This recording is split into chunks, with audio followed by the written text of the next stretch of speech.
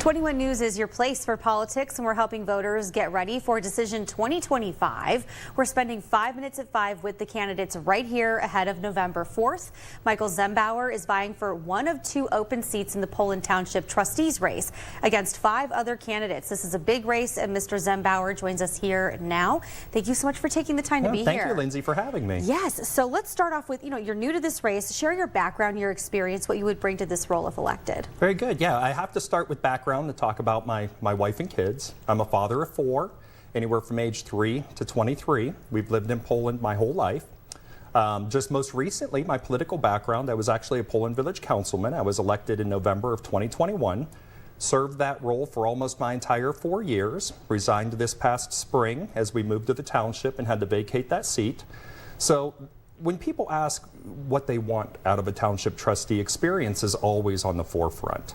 And I bring that type of experience. There's a very steep learning curve when it comes to operating a municipality and knowing the ins and outs of running a government.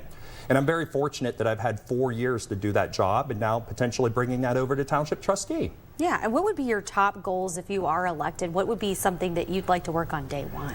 Yes, so hitting the ground running. We have to acknowledge what is going on in Poland Township right now, and we have to look at the foundation that's already been laid.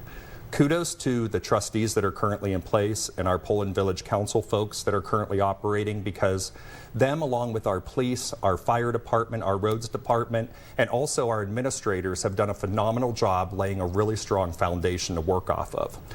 We're ranked 5th in safety because of our police force. We have an unmatched fire department. We have a reliable road department. So when it comes to priorities for me, the first one is I have some big shoes to fill.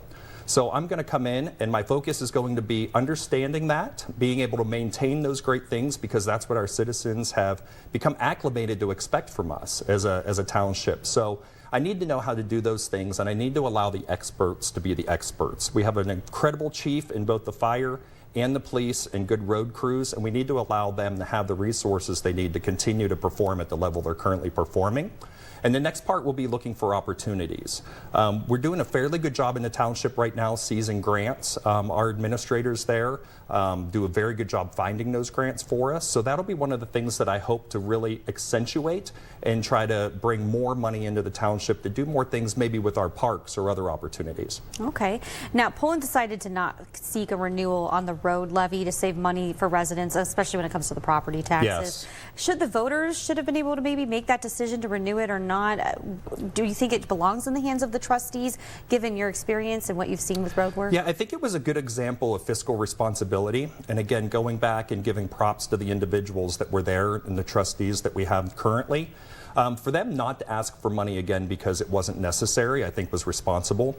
Our township, combined with the 1% county road tax that we had put in place, really allowed the township to bring all of our roads up to par pretty quick.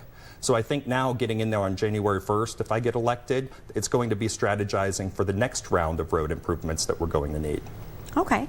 And are people talking about property taxes and getting rid of them in the state of Ohio? Is that the #1 issue you're hearing about from voters, or is there another problem when you? It seems to be a different issue, of course, because the township has very little to do with that. It's the higher ups that are really controlling that.